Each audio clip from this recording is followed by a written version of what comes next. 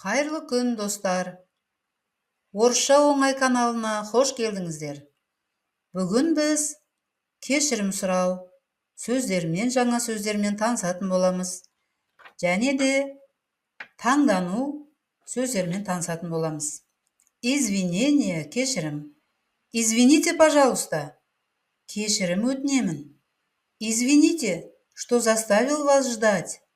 Сізді күттіріп қойғаным үшін кешіріңіз. Прошу прощения, ғафу етіңіз.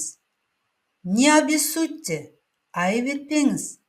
Я виноват, мен кінәлімін. Извините, что я прерываю. Кешіріңіз, сізді бөлгеніме.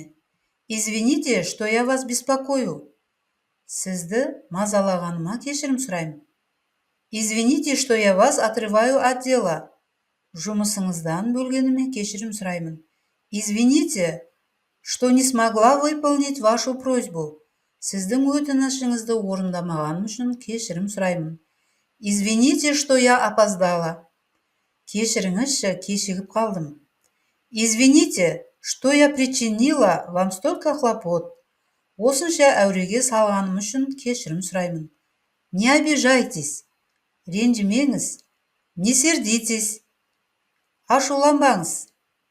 Я не хотела вас обидеть. Мен сізді ренжіткім келген жоқ. Удивление, таңдану. Я удивился.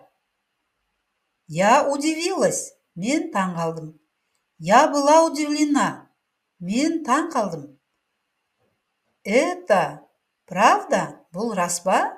Действительно так? Что случилось? Не болды? Кто мог